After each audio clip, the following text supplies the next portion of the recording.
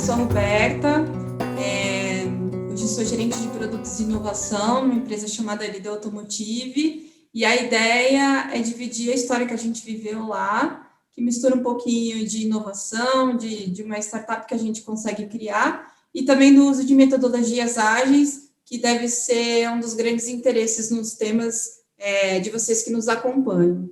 Então, primeiro, eu queria apresentar a LD. Basicamente, a LD é líder mundial em gestão de frotas. A gente é presente em mais de 40 países, são mais de 70 anos de experiência nesse negócio, e a gente faz gestão de quase 2 milhões de veículos e atendemos mais de 100 mil clientes.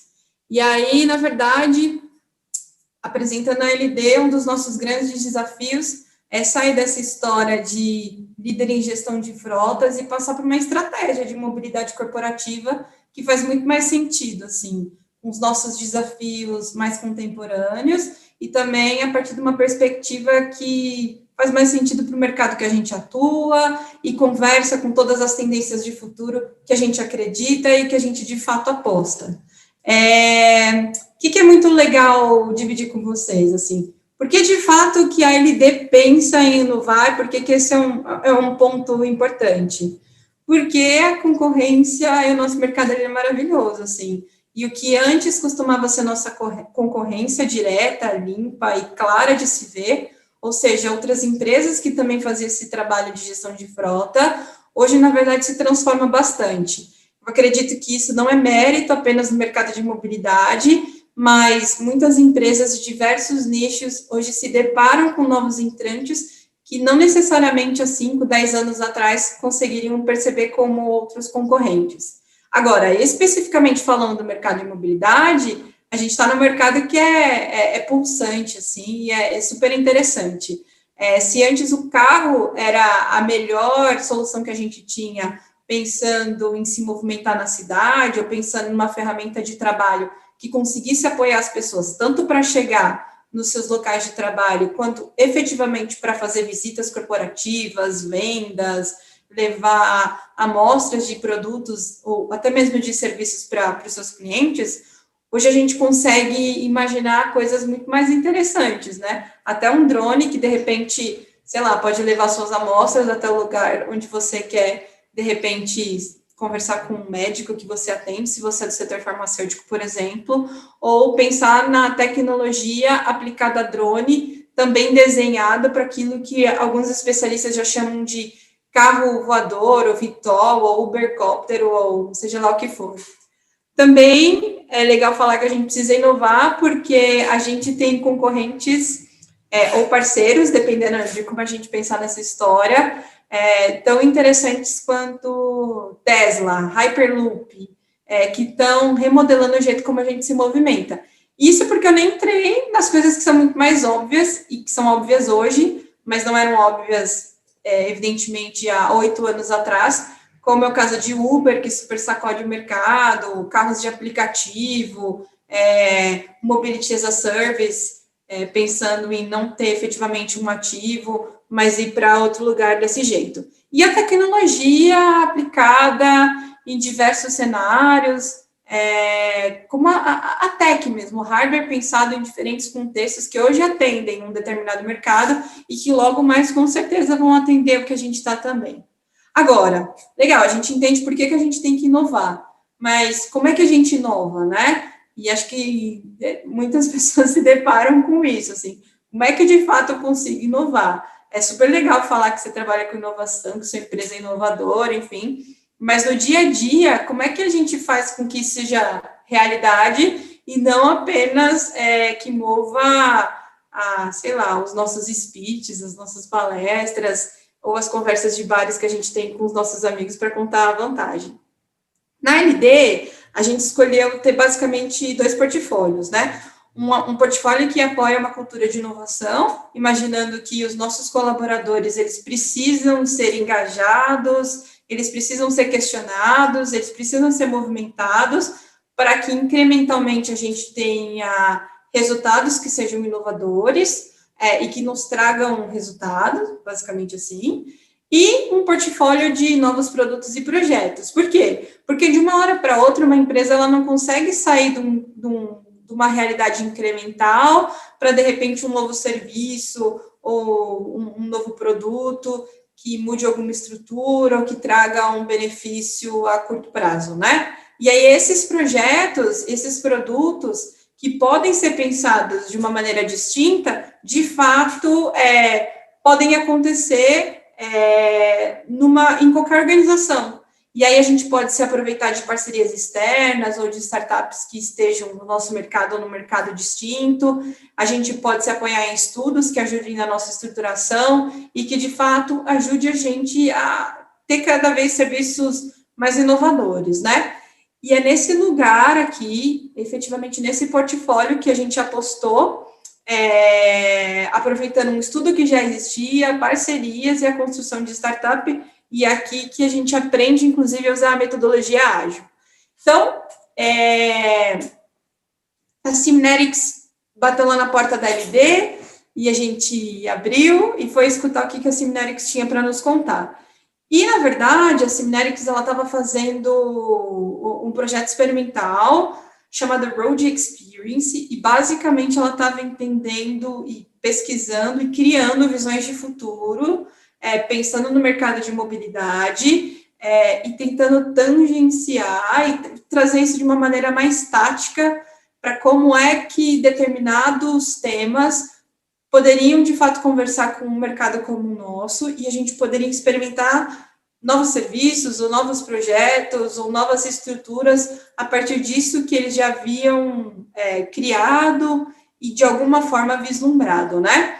E quando a gente olha para esse projeto do Road Experience, já faz uns 2 anos, aproximadamente, assim, que a gente se deparou com esse estudo, e com a Simnetics conversando conosco, a gente entende que ali havia uma forma de tentar uma parceria que conseguisse também trazer os valores que a gente procurava, os valores de inovação, com um resultado que pudesse aparecer e fazer mais sentido. Por quê? Porque a gente contaria não só com a nossa expertise, a expertise da nossa empresa, mas também com a expertise da Simnetics e de outros sócios que pudessem aparecer. Porque, na verdade, a gente escolheu os temas, 2 visões de futuros que a gente gostaria de trabalhar, e a partir dessas escolhas, a gente se reuniu com outras pessoas ou outras empresas que também tinham esse interesse em comum. E aí, a gente vai para uma etapa que a gente chama de Startup Builder. Por que Startup Builder? Lembra que eu falei que a gente escolheu 2 temas, assim, 2 grandes visões de futuro que a gente gostaria de trabalhar?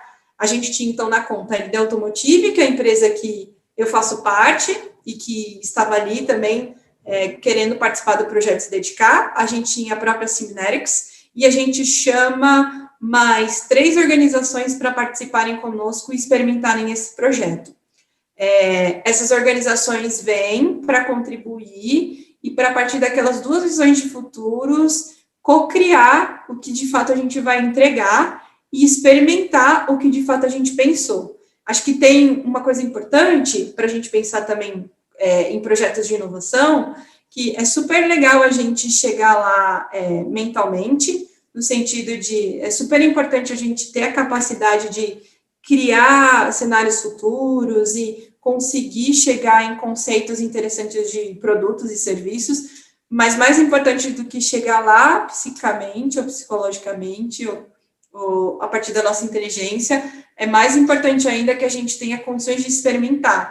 E aí é sobre experimentação, assim, essa experimentação que o Agile, ele conversa muito melhor e a gente tem uma experiência, acredito que rica e interessante para colocar para vocês. Legal, então, somos lá, 5 empresas interessadas no mesmo projeto, fazendo aporte de recurso, de dinheiro mesmo, investimento, e de pessoas. E aí a gente, na verdade, está se juntando, como se cada um colocasse lá suas moedinhas, seus dinheiros juntos, e dizendo quem que, em termos de pessoas, eles colocariam na mesa para participar do projeto. Até aí tudo bem. Então, é igual o que a gente faz na época de escola, né, para escolher time. Fulano, Ciclano e Beltrano estão aqui à disposição, vão compor nosso time e a gente chama. Aí a gente precisava, de fato, inserir as nossas áreas jurídicas para pensarem sobre isso. Hoje, quando a gente fala de MOU, muitas empresas de vocês ou já trabalham com isso, ou de repente não é uma sigla, sei lá, que vai causar arrepios. Mas há 2 anos atrás essa sigla era para os nossos jurídicos. Por quê?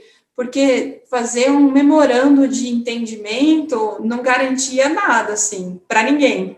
Na regra jurídica que a gente tinha até então, nessas organizações, que de fato a gente tinha um projeto em conjunto. Então, a gente demorou muito tempo, assim, muito tempo, são 6 meses ali, submetendo o contrato para a matriz, esperando o contrato de matriz, conversando ali todo mundo junto, para ver se a gente chegava num mesmo modelo de contrato, onde todo mundo se sentisse confortável. Chegamos, não foi através de um MOU, foi uma espécie de contrato de patrocínio que a gente fez, mas que nos deixou confortável, a priori, assim, pelo menos a gente conseguiu colocar quanto dinheiro cada um ia colocar, qual era o percentual daquele projeto que estava nascendo, cada um teria direito, se aquilo virasse alguma coisa, as cotas e como é que funcionaria a nossa dinâmica de reuniões. Aí, a gente vai para a parte das equipes. Então, dentro da LD, a gente tem condições de escolher quem são as pessoas que vão participar conosco. A partir do quê? 2 coisas nortearam nossas escolhas, assim, 2 competências básicas. A capacidade técnica, a partir daquelas necessidades que em algum lugar a gente havia mapeado. Então, a gente ia falar de mobilidade, a gente ia falar de dados, a gente ia falar de conteúdo inteligente que apareceria para o condutor no momento que ele estivesse dirigindo. Então, a gente precisava de gente que ou entendesse de dados, ou fosse bom de projetos, ou tivesse contato com o cliente, ou fosse até da área de operação, para nos ajudar a conhecer essas realidades, trazer os dados que a gente tinha na LD para a mesa e construir as coisas que a gente tinha. Isso no lado da LD. Quando a gente olhou para a Siminetics e para as outras 2 empresas, o que a gente tinha deles? As competências dos consultores que já haviam pensado nessas visões de futuro, e também competências técnicas, pessoas que entendiam de internet das coisas, entre outras competências que previamente a gente já tinha mapeado. A gente também decidiu que a LD ia ser palco, ou ia ser o nosso QG, ou, sei lá, ia ser um lugar onde a gente receberia esse projeto e essas pessoas. Então, essas fotinhos, essa primeira fotinha que vocês estão vendo ali, é a sala que a gente chamou de Lab, e foi um espaço dedicado ali, que o nosso time, e daí, tô falando, quando eu falo nosso time, é o time LD, mais Siminéticos, mais as empresas que eu já mencionei para vocês, poderiam fazer uso, assim. É uma sala com, basicamente, ferramentas de ideação, vocês não estão vendo um televisor, ou outras coisas, sim, super básicas, Wi-Fi, essas coisas todas para que a gente conseguisse trabalhar. Lembra que eu falei para vocês que uma das formas da gente fazer inovação era também a partir da cultura? A diversidade de ter esses meninos, uma molecada que não fazia parte da LD, uma galera que vai de bermuda, meninas de cabelo curto e alguma coisa assim, promove uma diversidade super interessante, inclusive para o meu público, para o meu colaborador LD, que possa pensar assim, nossa, a gente até que é inovador, assim, nesse sentido. Então, essas coisas corroboraram. Outra coisa que rodou e que foi super legal é que, como a gente passou a conversar diretamente com o nosso CEO, a partir dos resultados encontrados, a gente conseguia fazer relatos super interessantes de como é que estava a rodagem mesmo, assim, da galera, como é que os meninos da própria LD, por exemplo, estavam se comportando, como eles estavam se desenvolvendo, e isso colocou as pessoas que estavam no projeto em evidência, trouxe reconhecimento, aumento de salário, promoção, essas coisas, que é super legal também. Mas nem tudo são flores, assim, né? Tem uma pessoa chamada gerente. Eu não lembro se vocês me escutaram, mas eu disse que eu era gerente, e eu não estou aqui para mentir, gerente causa muito problema dentro das organizações. Ou porque às vezes não sabe lidar com a gestão das pessoas, ou por ciúme, ou porque de repente quer ter controle, sei lá, um controle às vezes até exacerbado, ou porque quer ter a sensação, enfim, são várias coisas que acontecem. Alguns gerentes de algumas dessas pessoas que participavam do projeto, a gente teve problema. Por quê? Porque esses meninos, eles estavam encantados com projetos e eles queriam ficar trabalhando, inclusive voluntariamente, vejam só, para o projeto. Ter um local de trabalho é super importante, assim. O Agile, ele diz que é super importante que a equipe se veja. Ele fala também, alguns autores até mencionam sobre ter um local específico, e isso a gente dá check. E na escolha das pessoas, a gente tinha, claro, quem que era dev, quem que era PO, quem que cuidava da metodologia. O que a gente não fazia, galera, e daí eu acho muito importante, assim, deixar claro, a gente não colocava uma plaquinha na testa, assim, né? A Roberta é PO, o Anderson é o cara da metodologia, é o Scrum Master. A gente não fazia isso. E quando a gente começava nossas reuniões, a gente não escrevia daily, não precisava, mas a gente fazia uma daily, por exemplo. Então, a gente, de fato, usa a metodologia. Aqui é um pouquinho da galera trabalhando. Aí vocês vão falar assim, então, Roberta, mas cadê você? Sabe Deus onde eu estava, mas eu juro que eu trabalhei nesse projeto. A gente trabalhou com design sprint. Aí vai ter gente que vai falar assim, nossa, mas design sprint não é ágil. Assim, tem gente que escreve na pedra que somente agile é metodologia ágil, mas a gente construiu um modelo híbrido que super funcionou, assim, e é muito legal deixar isso registrado. A gente dividia a equipe por temas. Então, tinha a galera do design, tinha a galera do negócio, tinha também os desenvolvedores, e isso rodava bem ao longo do dia. As pessoas, elas precisam confiar no processo, assim, né? O que eu quero dizer com isso? Confiança no processo faz com que as pessoas se entreguem ao processo e produzam e acreditam que no final a gente tem um resultado. E às vezes falta confiança em alguns times, assim, ou porque eles ainda não entenderam o projeto, como é que funciona, ou porque às vezes a gente tem falhado na comunicação. Não houve esse problema nesse time. A gente também a gente rodou somente com sexta-feira dedicadas. Então, a galera se encontrava nas sextas e usava durante a semana um período para desenvolver. A gente sempre fazia uns timings certinhos de 1h30. Desenvolve 1h30, a equipe se encontra, mostra resultado, mais 1h30, mais 1h30.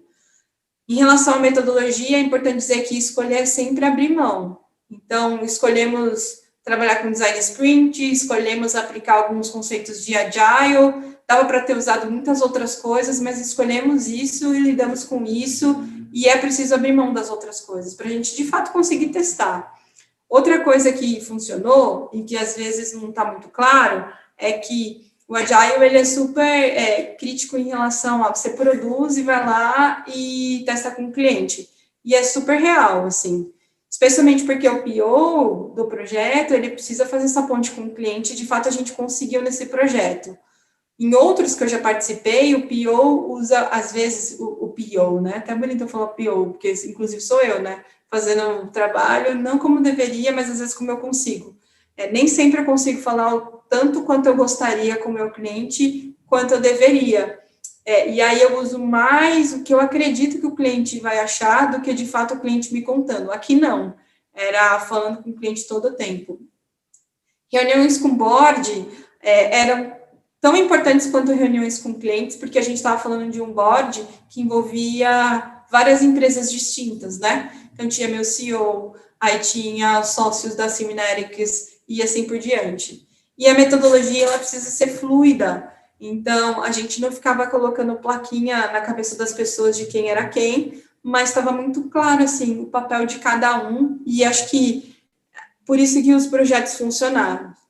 Quais eram os desafios? Colocar o board a par, porque a nossa tendência é sempre produzir, porque a gente está super envolvido no processo, e aí parar para colocar o board a par, às vezes parece perda de tempo, e às vezes é difícil conciliar a agenda, então era sempre difícil, mas nunca era perda de tempo. Era muito louco, assim, que às vezes a gente espaçava mais, percebia que devia ter falado com o board antes, e sempre valia a pena falar.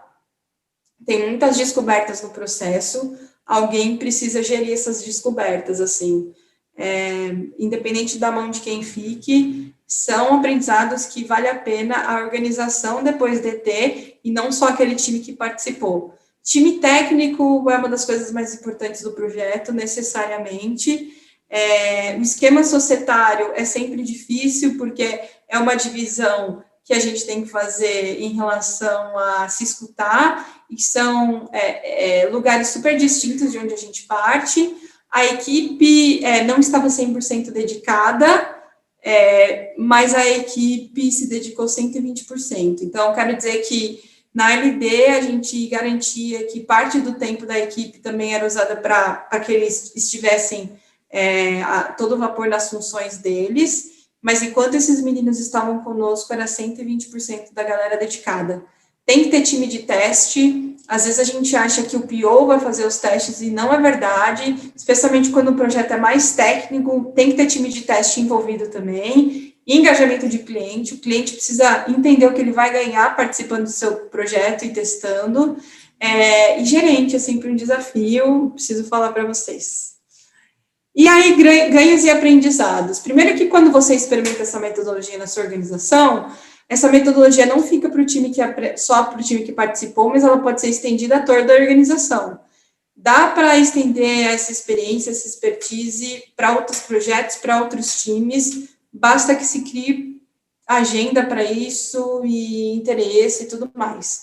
É sempre importante ter esse board super perto, e quando a gente faz um projeto desse de experimentação, inclusive envolvendo outras empresas, é super legal porque, se por um lado é difícil conciliar as opiniões, por outro é super legal dividir os riscos, né, que se tem, ou os ganhos que se tem. E aí, quando a gente já faz esse tipo de projeto, a gente sempre vai descobrir novos talentos, assim, inevitavelmente. A sua empresa tem talentos que você ainda nem sabe, como empresa. Talvez o gestor daquela pessoa saiba, o par daquela pessoa saiba, enfim, mas a empresa como um todo, os diretores, ou o presidente, ou a maior parte dos gerentes ainda não entendeu que aquilo ali é um talento. Um movimento de inovação além dos profissionais do grupo, assim, a experiência de startup. Então, empresas são lentas por si só, não é novidade para ninguém, especialmente no ano de pandemia. Eu acho que a gente consegue, como empresa, ser mais rápido, é verdade, talvez um desesperado, não tanto rápido, mas acho que essa é outra conversa. Mas é super legal ter uma experiência de startup, assim, entender como é que dá para ser mais rápido se a gente não tem os processos que a empresa normalmente tem, e a possibilidade da sua equipe fazer pitches internacionais, que foi o nosso caso, para os projetos. E aí, como resultado, a gente criou essa startup chamada Loop. Eu não trouxe aqui os serviços criados por ela, porque a gente ainda está discutindo para onde a Loop vai, inclusive em sociedade, mas tem um resultado concreto. Então, acho que minha última fala para vocês é que metodologia é super interessante. Eu fiz MBA, então eu estudei essas metodologias e tudo mais. Eu não estou dizendo que não é legal não estudar. Eu aprendi quando a gente aplicou na prática a metodologia, antes, inclusive, de conhecer os conhecimentos teóricos, mas mais importante do que a metodologia é a coragem de testar e de aplicar e de ser corajoso, assim, de ver no que isso vai dar, e especialmente de contar com parceiros técnicos que saibam melhor do que você, muitas vezes, se você ainda não usou a metodologia, qual o melhor caminho, quais são os direcionamentos, e colocar na mesa o que você tem de melhor, que normalmente são as pessoas, os seus talentos, a competência técnica da galera, e enfim. Então, é isso. Eu sou a Roberta, vocês me encontram no LinkedIn, enfim, qualquer dúvida, estou super à disposição. Foi um prazer falar com vocês. Obrigada. Obrigada, Roberta. Super obrigada por sua apresentação, foi maravilhosa.